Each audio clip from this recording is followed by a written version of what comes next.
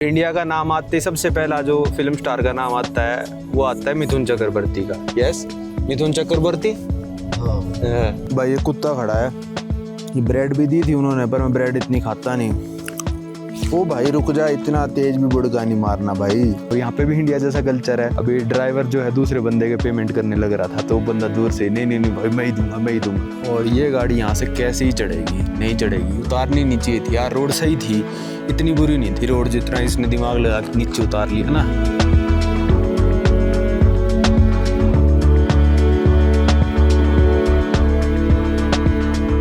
स्वागत है भाई आप सभी लोगों का डे नंबर 5। मैं अभी हूँ खोरोग, ताजिकिस्तान। एरिया है गबाव, गोर्नो बदख्शान ऑटोनोमस रीजन। इसके बारे में पिछली वीडियो में बता चुका हूँ, वैसे बता देता हूँ। ये एरिया अपने आप को अलग करना चाहता है ताजिकिस्तान से, जो कि एरिया है 40% ऑफ द ताजिकिस्तान लैंड। इस एरिया में आने के लिए आपको अलग परमिट भी चाहिए होता है वीज़ा के साथ। तो ये सब है, ठीक है। पिछली वीडियो जाके देखो तब आपको समझ में आएगा। तो हम कर रहे हैं पामीर हाईवे पे ट्रैवल। ये 2000 किलोमीटर लंबा हाईवे है जो मज़ार शरीफ अफ़गानिस्तान से स्टार्ट होके ओश किर्गिस्तान तक जाता है वाया ताजिकिस्तान। अभी खोरोग में हूँ मैं। आज हमारा प्लान है खोरोग से मुर्गब जाने का। अभी टेम्परेचर हो रहा है कुछ शायद -7-8, पर इतना लग नहीं रहा है मेरे को कि -7-8 है। अभी जा रहा हूँ मैं टैक्सी पता करने भाई, टैक्सी स्टैंड पे मुर्गब के लिए। वैसे तो ये कह रहे थे भाई डेली टैक्सी चलती है मुर्गब के लिए, पर मुर्गब बिल्कुल छोटा सा टाउन है और अंदर जाके पहाड़ों में। चलते हैं पता करने क्या टैक्सी का क्या सीन है। टैक्सी मिल गई तो फिर उससे बात करने के बाद मेरे को आगे बैठना है, एक्स्ट्रा वैसे ले लियो, और उसको बोल दूंगा मेरे को होटल लाल पे आके पिकअप कर ले। यहाँ से लगभग मुर्गब है खोरोग से 314 किलोमीटर। आज अगर ये डिस्टेंस कवर हो जाता है तो अपना सही हो जाएगा। ये खोरोग के नज़ारे देख लो, बड़े बड़े पहाड़ मेरे बिल्कुल सामने। अच्छा मेरे पीछे आप देख ही रहे थे, मैंने तो वो भी देखा है भाई। चलो फटाफट टैक्सी स्टैंड चलते हैं। यहाँ से लगभग 1 किलोमीटर है, पैदल पैदल चलते हैं और बात करके आते हैं टैक्सी वालों से। ये मेन रोड चल रही है खोरोग की, और शायद मैं पहुँच ही गया हूँ बस टैक्सी स्टैंड पे। यहीं कहीं दिखा रखा है GPS पे, तो ऐसा कुछ खास बड़ा टाउन नहीं है ये, तो इतना कुछ गूगल मैप्स पे तो है ही नहीं। यहाँ पहुँच गया पैदल चलते चलते। नज़ारा तो अच्छा है पर यहाँ पे कोई टैक्सी स्टैंड नहीं है। और यहाँ पे एक रोड दिखा रखी है जाने के लिए अंदर, और रोड तो है ही नहीं है, तो बिल्डिंग है भाई यहाँ पे। अब क्या करूँ, अब समझ नहीं आ रहा। टैक्सी पकड़नी पड़ेगी प्राइवेट वाली, वो छोड़ेगा मेरे को। मैंने सोचा क्या पता यहीं पे हो, क्योंकि इसका शिम डिस्ट्रिक्ट के लिए भी यहीं से लिख रखी है। इसका शिम है बिल्कुल वखान कॉरिडोर के पास, क्या पता यहीं पे से हो जाती हो। ये एक प्यारा सा ब्रिज क्रॉस करना है, और इस ब्रिज के नीचे जो नदी बह रही है उसका नाम है कंट रिवर, GUNT। इसके उस पार दिखा रखा है गूगल मैप पे। भाई कुछ समझ नहीं आ रहा कहाँ से क्या मिलेगा। अभी एक टैक्सी में एक बंदे से पूछा, कहता 1 या 3 नंबर ले ले यहाँ से, और मुर्गाब के तेरे को स्टेशन पे छोड़ देंगे। इस तरह बैठा मैं, कहता मुर्गाब उस साइड है। पता नहीं क्या चल रहा है भाई, ढूंढ के फिर मैं आपको बताता हूँ क्या है। भाई मैं आ गया था अपने बैग उठाने अपने होटल पे, क्योंकि वहाँ पे मेरे को बस स्टैंड पे खड़े हुए काफ़ी सारे बंदे मिले। वो बोले कि हम भी जाएंगे मुर्गाब, तो मैंने कहा ठीक है। कहता, मैंने कहा भाई बैग मेरा तो होटल में ही है, तो कहता अपना बैग लेके आ जाए आप। वो कम से कम बस स्टैंड था वही वाला, मतलब 10-12 मिनट की वॉकिंग पे। फिर मैं अपने होटल में आया, फिर वे कहते ब्रेकफास्ट कर लो। मैंने कहा भाई ब्रेकफास्ट करने लगा मैं, टैक्सी निकल गई। फिर तो यहाँ पे एक दिन रुकना पड़ेगा। कहते कोई दिक्कत नहीं, हम आपका ब्रेकफास्ट पैक कर देते हैं। तो फिर कहते तेरे पास टैक्सी है? मैंने कहा टैक्सी कहाँ तक की? कहते टर्मिनल तक की। मैंने कहा नहीं है, तुम मंगा दो मेरे लिए टैक्सी, मैं पैदल नहीं जाऊँगा। कहते ठीक है। अभी टैक्सी आने लग रही है मेरी। टैक्सी चलती है ना आप पे, जैसे लिखा होता है नंबर 33331111, उस पर कॉल वॉल करी इन्होंने। अब टैक्सी आ रही है जो मेरे को टर्मिनल पे छोड़ेगी, जहाँ से मुर्गाब के लिए टैक्सी वगैरह चलती हैं। पर क्या पता वो बंदे मेरा वेट ना कर रहे हो बस स्टैंड पे। मेरे को लगता नहीं हो मेरा वेट करें, क्योंकि वो 12 मिनट कह रहे थे। ऐसे ही कुछ भी बोल दिया उन्होंने जो मन में आया। 20-25 मिनट पहले आके कौन वेट करता है बस स्टैंड पे टर्मिनल जाने के लिए। 12 मिनट तो मेरे को आने में लग गए होंगे। फिर पैक वैक करने 5-7 मिनट। अब तो शायद वो लोग वहीं पे पहुंच गए होंगे ऑलरेडी, तो उनको तो जाना ही है। बड़ा मेरा वेट करते रहेंगे, और मैं 12 मिनट वापस वॉक करके जाना नहीं चाहता। तो अपना टैक्सी लेके चलते हैं टर्मिनल तक, देखते क्या होगा। ब्रेकफास्ट भाई इन्होंने पैक कर दिया। ऑमलेट था, पैनकेक था, ब्रेड थी और चीज़ था, ये सब पैक कर दिया। चलते हैं देखते हैं क्या होता है। बड़े सही लोग हैं इस होटल के, रिव्यूज़ वैसे ही ख़राब है। या जो ये लेडीज़ काम कर रही है, ये भी सही है, अपने आराम से इसने पैक वैक करके दे दिया। भाई वहाँ पे एक बंदा खड़ा था, वो ये भी बोल रहा था मैं बिदूर जाऊँगा बिदूर जाऊँगा। तो इस लड़की ने भी मेरे से पूछा आप बिदूर जा रहे हो? मैंने कहा बिदूर क्या है भाई, ये कौन से शहर का नाम है? कहते टर्मिनल को बिदूर कहते हैं। तो मैंने कहा हाँ वहाँ जा रहा हूँ मैं। तो एक आदमी उसमें से कह रहा था बिदूर जा रहा हूँ मैं, एक कह रहा था मुर्गब। तो हमको जाना है बिदूर। लो भाई ये आ गई हमारी टैक्सी, ये हमको छोड़ेगी बिदूर, मतलब टर्मिनल पे।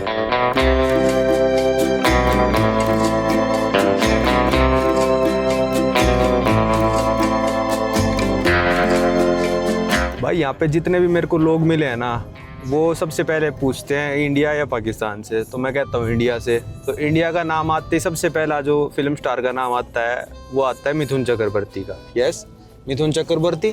हाँ। तो दूसरा सबसे पहला नाम ये आएगा, फिर दूसरा आता है शाहरुख खान का, फिर तीसरा यहाँ पे बहुत फेमस है भाई मोगेम्बो। मैं कहा मोगेम्बो तो मर लिया भाई कब का। तो फिर इसने मेरे से पूछा कि मोगेम्बो का असली नाम क्या था? मैंने बताया अमरीश पुरी था। फिर कहता धर्मेंद्र, मैंने कहा धर्मेंद्र भी मर लिया। फिर इसने पूछा कितनी उम्र थी उनकी, मतलब मेरे को थोड़ी बहुत आती है रजन, अंदाजा भी लगा लेता हूँ। तो मैंने कहा 81 साल थी भाई उसकी उम्र। कहता अच्छा, पहले पूछेंगे आपसे कि आप इंडिया से हो पाकिस्तान से?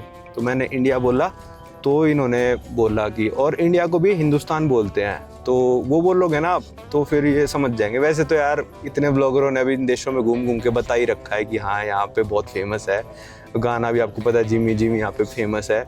तो मैंने कहा इग्नोर करते हैं, बात नहीं बताते। पर भाई हर बंदे ने, हर टैक्सी वाले से लेकर हर बंदे ने मेरे से पूछी है बात।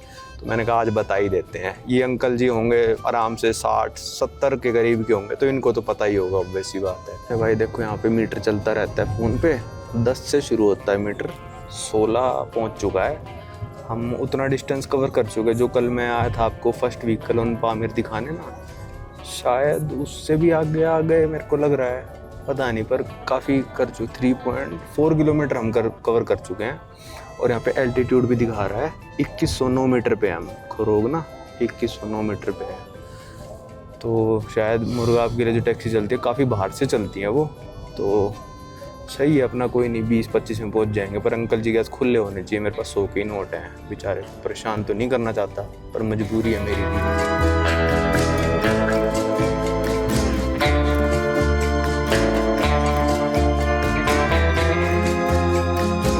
भाई हम पहुंच गए हैं बिदूर। ये देखो ये लिखा है ना, ये दूसरा गांव ही है, टर्मिनल को बिदूर नहीं कहते, ये दूसरा गांव ही है, यहाँ से चलती हैं बसें। और हम लगभग 10 किलोमीटर आ चुके हैं भाई अपने होटल से ना। तो इस टैक्सी का भाड़ा ही बन गया लगभग 40 के करीब। तो खुलों की तो टेंशन अब ख़त्म कर दी अंकल जी ने। तो बिदूर गाँव का ही नाम है। यहाँ पे गूगल पे का आ रखा है मिनी बस टर्मिनल, वहाँ छोड़ेंगे शायद हमको ये। भाई यहाँ पे छोड़ दिया है टैक्सी स्टैंड पे बिदुर्त में। ये मेरे पीछे जो काली वाली गाड़ी खड़ी है ये मुर्गाब जाती है, और एक कुत्ता मेरे पीछे पीछे। 350 बोले हैं भाई इसने मुर्गाब तक के, जेन्युइन है। 314 किलोमीटर है, 350 जेन्युइन है। कहता पैसेंजर नहीं है मैंने कितने पैसेंजर चाहिए तेरे को? कहता 7। मैंने कितने हैं? कहता 0। मैं कहा भाई मेरे को तो गिन ले, एक तो हो गया तेरा। तो अभी तक यहाँ पे हैं भाई 1 पैसेंजर 7 में से। पता नहीं अब क्या होगा क्या नहीं होगा, वरना लिफ्ट मांगूंगा भाई मैं तो यहाँ पे खड़ा होके, और कोई चारा है नहीं, लिफ्ट मांग के चलेंगे भाई, वेट तो करने का कोई फ़ायदा है नहीं। भाई ये कुत्ता खड़ा है, ये ब्रेड भी दी थी उन्होंने, पर मैं ब्रेड इतनी खाता नहीं। ओ भाई रुक जा, इतना तेज भी बुड़का नहीं मारना भाई। भाई यहाँ पे मेरे पास 2-3 बंदे आए, कहते आपको जाना है मुर्गा? मैंने कहा हाँ जाना है भाई। कहते वो छोटी वाली गाड़ी है उसमें जाओगे? मैंने कहा हाँ चला जाऊँगा। तो मैंने कहा कितने लोग हैं? कहता 3000। मैंने कहा पागल है? तो कहता नहीं, हंसने लग गए। कहते 300। मैंने कहा भाई 50 में एक्स्ट्रा दूंगा, पर मेरे को बैठना आ गया भाई। तो कहता कोई दिक्कत नहीं है, तू मत भी दे, पर मैं दे ही दूंगा, क्या ही जा रहा है भाई अपना। वो बड़ी वाली गाड़ी वाले ने वैसे भी 50 एक्स्ट्रा ही मांगे थे भाई। 300 में तो ये भी नहीं जाएगा। अरे इसने तो बैग बुक से रख रखे भाई, लेके तो ये भी जाएगा। मैंने दूसरे वाले को तो हाथ हिला दिया कि मैं जा रहा हूँ इसमें, उसके तो पूरे होते दिख नहीं रहे। ये आ गए भाई, यही मिले थे मेरे को अपने बस स्टैंड पे ना, यही वाले भाई मिले थे भाई। बस स्टैंड पे जो लोग मिले थे वो भी यहाँ पे आ गए हैं। तो 3 जने तो हो चुके हैं। और मेरे हिसाब से यार अगर आप टैक्सी के धंधे में हो ना, आपकी सीट 7 जने कहती है, तो आपको अगर 5 भी मिल रहे हैं और आप उस दिन आप जा सकते हो, तो मेरे हिसाब से आपको चले जाना चाहिए, क्योंकि यार 5 में भी किसी को नुकसान नहीं है। मेरे हिसाब से तो 300 किलोमीटर ना ये एक बंदे की किराए से रिकवर कर देंगे। तो 4 बंदे जो हो रहे हैं वो तो आप प्रॉफिट ही कमा रहे हो ना, वहां से आते वक्त भी किसी को लेके ही आओगे, ऑब्वियस सी बात है। कई होते हैं कि भाई बिल्कुल फुल हो जाएगी जब ही चलेंगे, पर मेरे हिसाब से टैक्सी वालों को ना थोड़ा सोचना चाहिए कि आप टैक्सी चलाते रहो, बिजनेस रुकना नहीं चाहिए। मेरे हिसाब से तो यही है, और टैक्सी वालों को अपना पता होगा। चलो अब देखते हैं कितने बजे डिपार्ट होते हैं यहाँ से। अभी तो ये बातें बना रहे हैं बाहर खड़े होके। मेरे को बिठा दिया, पहले घेर लो इस फॉरनर को, ये ना भाग जाए कहीं पे ससुरा। इसको बिठाओ आगे और अपनी बातें चल रही है। अभी तो ये मेरे को लग रहा है इस छत के ऊपर लोड करेंगे सामान, अभी टाइम लगेगा 1-1.5 घंटा आराम से। भाई सामान ऊपर लोड करना स्टार्ट कर दिया है धीरे धीरे। 5 बंदे जाएंगे बंदा कह रहा है, पर मेरे को लग रहा है 6 बिठाएगा ये भी। मैंने कहा तू मुर्गाब जा रहा है, जिसने मेरे से डीलिंग करी, अच्छी खासी इंग्लिश बोल रहा है वो, तो कहता है नहीं मैं मुर्गाब नहीं जा रहा, मैं तो किर्गिस्तान जा रहा हूँ। मैंने कहा भाई मतलब चल रही हैं टैक्सी यार आगे तक की भी? तो कहता हाँ कोई दिक्कत नहीं आपको कराकोल। मैंने कहा कराकोल वगैरह रुकोगे क्या आप? कहता नहीं मैं तो कल मुर्गाब से सीधा होश चला जाऊँगा। मैंने कहा भाई वहाँ से मुर्गाब से सीधा होश होगा ये मान के चलो 500 किलोमीटर के करीब। तो मैंने कहा भाई मैं तो इतना नहीं करूंगा, मैं तो पहले मुर्गाब से काराकोल जाऊंगा, काराकोल से फिर किर्गिस्तान के बॉर्डर पे रुकूंगा एक दिन, फिर ओश जाऊंगा मैं तो। कहता कोई दिक्कत नहीं, मिल जाएगी तेरे को टैक्सी टुक्सी। कह तो सब लोग देते हैं भाई, पर देख लो 5 जने करने कितने मुश्किल हो रखे हैं। मतलब गाड़ियाँ खड़ी यहाँ पे, 5 जने पूरे नहीं हो पा रहे। 4 तो हम हो गए हैं शायद, हाँ 4 तो हो गए हैं, एक की और वेट है भाई अभी। मेरे को तो ऐसा बिठाया था टैक्सी में इन्होंने कि भाई तेरे को बिठाते ही हम चल देंगे। मैंने तो उस ब्लैक गाड़ी वाले को हाय बाय सब कर दिया था, पर यहाँ पे आधा घंटा हो चुका, कोई हलचल नहीं है। चलो भाई अपनी गाड़ी रेडी है, सामान सुमून के साथ कर दिया पैक। पता नहीं आया है 5वां बंदा नहीं आया है, क्या है क्या नहीं है, पर हो गई पैकिंग। भाई आधा घंटा चलने के बाद हमारी गाड़ी यहाँ पे रुकी है। ये विलेज देख के ना मेरे को एक रशिया की विलेज की याद आ गई, जब हम उमियाकोंज जा रहे थे। ऐसा सही गांव था, ऐसी सी बर्फ़ थी, धड़ाम से गिरा था मैं। चलो आ जाओ चलते हैं। ये यहाँ पे कुछ रोका इन्होंने, कुछ ख़रीदारी कर रहे हैं, मैं टॉयलेट चला जाऊँ। थोड़ी थोड़ी तो बर्फ़ बड़ी है भाई, सड़क वड़क पे भी बर्फ़ आ गई है अब। और यहाँ पे थोड़ा ऐसी, मतलब ये ड्राई एरिया है पूरा ना, रेगिस्तान टाइप एरिया है। मतलब जैसे लद्दाख में भी बर्फबारी कम होती है, ठंड ज़्यादा होती है, तो ये सारा एरिया भी वैसा ही है। बर्फबारी कम होती है यहाँ पे, ठंड ज़्यादा होती है।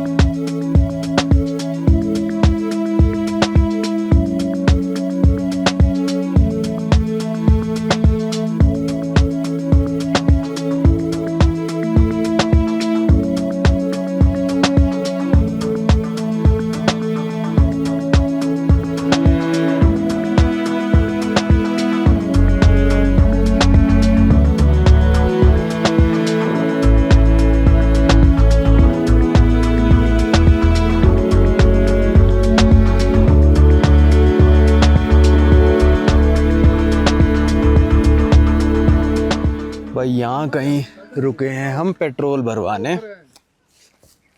Yeah. Good. Good. Very beautiful. Yeah. Yes. वो वीडियो कॉल पे दोस्त बन गया वो मेरा। ये देखो ये पेट्रोल पंप है, और शायद यहाँ का प्राइस है 10 और 11, मतलब ये मान लो लगभग $1 से थोड़ा ज़्यादा, 100 रुपये यार यहाँ पे भी प्राइस, इतना रिमोट आके भी। अच्छा भाई जो रोड पे बर्फ़ वाली बात कर रहा था ना कि रोड पे बर्फ़ नहीं आ रही, पिछले 5 से 10 किलोमीटर से रोड पे बर्फ़ आने लग रही है। तो गाड़ी भी ध्यान से चला रहा है अभी बंदा, क्योंकि 4x4 तो है नहीं इसकी। पर मुर्गब तक कह रहे हैं कि कोई दिक्कत वाली बात है नहीं। रोड थोड़ी 50-50 बताया कि खोरोग से जो कालीकुम तक थी, कलाईकुम तक, वो तो बहुत ही बेकार थी, वाली थोड़ी अच्छी है। और मुर्गब से जो आगे ओश तक की रोड है ना, कह रहे मक्खन है बिल्कुल भाई, मज़ा ही आ जाएगा।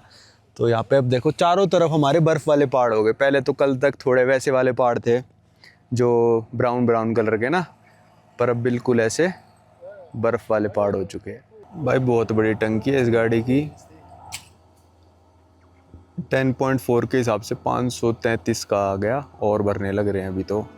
मेरे भी 55 लीटर आ जाएगा मेरे को लग रहा है। चलो भाई पेट्रोल भरवा के आगे निकल चुके हैं। पेट्रोल की टंकी भाई की होगी फुल।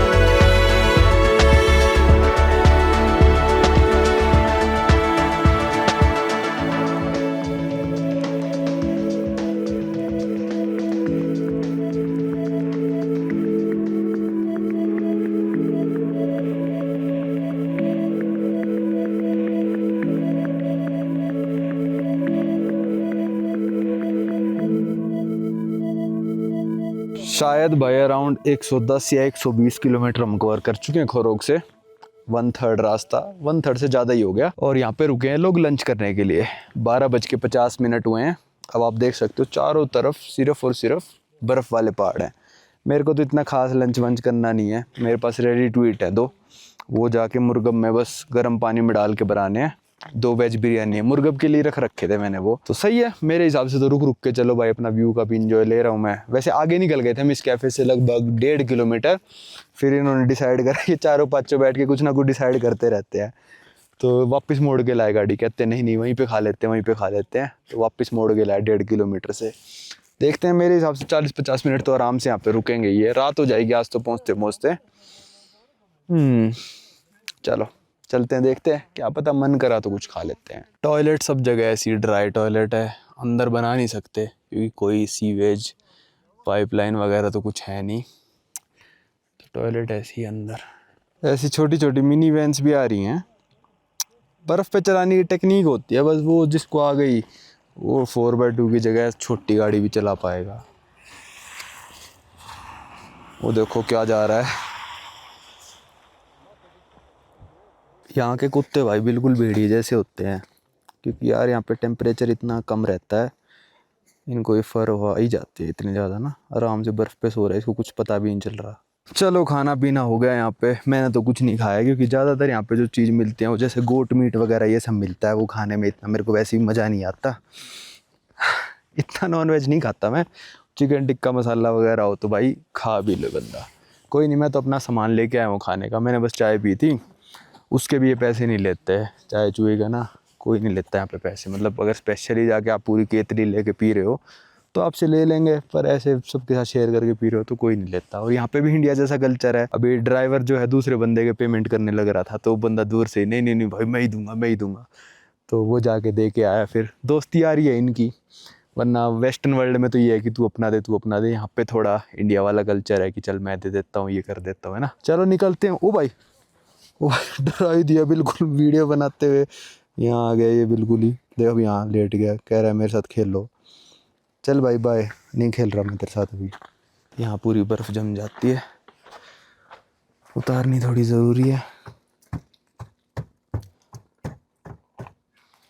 वैसी फर की वजह से ख़तरनाक से लगते हैं, वैसे ऐसे कुछ ख़तरनाक होते नहीं है ये। चलो भाई चलते हैं इस कैफ़े से निकल के अपनी जर्नी पे आगे। ये कहीं हम 4100 मीटर की ऊंचाई पे आधे से ज़्यादा रास्ता कवर कर चुके हैं। यहाँ मैंने गाड़ी रुकवा दी। मैंने कहा भाई मुँह उतना है, रोक दे गाड़ी, बहुत देर से आ रखा है।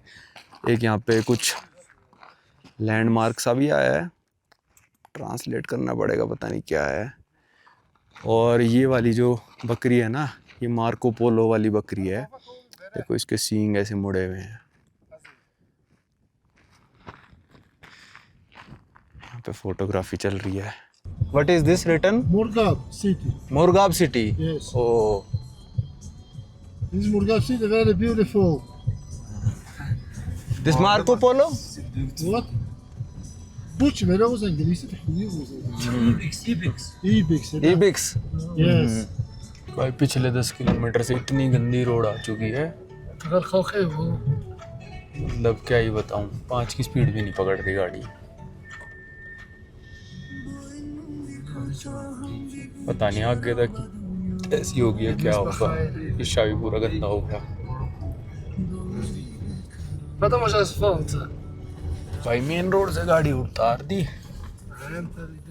और अब पहाड़ों के अंदर ही ऐसे ही चला रहे हैं।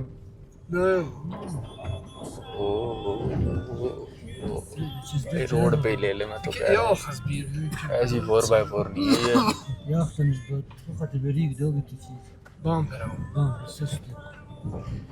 भाई यहाँ से मेन रोड पे चढ़ाने की कोशिश मैंने बता दी, नहीं चढ़ेगी इतना ऊंचा।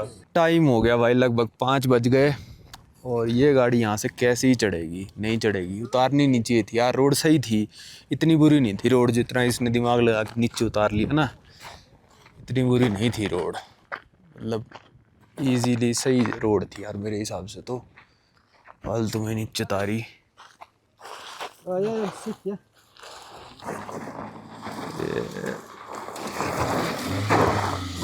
वो एक टायर हवा में ही हो गया, तो चढ़ा दी, सब बंदों को उतारना पड़ेगा। ले ले भाई वापस, उतारना ही पड़ता है। इस गाड़ी की इतनी का बस की है। नज़ारा आपको दिखाऊं तो भाई ये नज़ारा चल रहा है। अभी एल्टीट्यूड हमारा लगभग 3900 मीटर्स हो गया, 4100 मीटर्स तक गए थे। ये खड़े भाई सारे बंदे अपने, चल बड़े भाई वापस से। आखिरी के लगभग शायद 90-95 किलोमीटर बचे हैं, और ये खड्डे इतने आ गए भाई रोड में, लग रहा है आज रात हो जाएगी पहुंचते पहुंचते। क्या ही कर सकते हैं। सामने से देखो गाड़ी आ रही है, पर शीशा बिल्कुल खराब हो चुका, वो आने लग रही गाड़ी। कुछ भी रिकॉर्ड नहीं कर पा रहा भाई, इतने खड्डे हैं।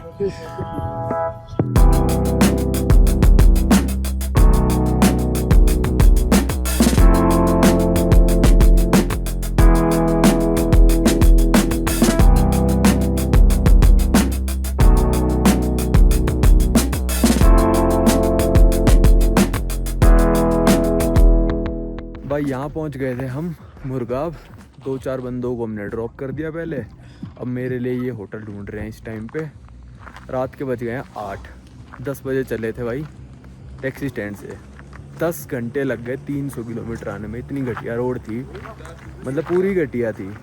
चलो अब सोते हैं, कल का कल देखेंगे। यहाँ पे 2 दिन रुकना पड़ा, रुक जाऊँगा, कोई दिक्कत वाली बात नहीं है। पता करते हैं कि होटल कितने का है। भाई जो बंदे मेरे साथ आए वो अब तीसरे होटल पे आ गए पूछने।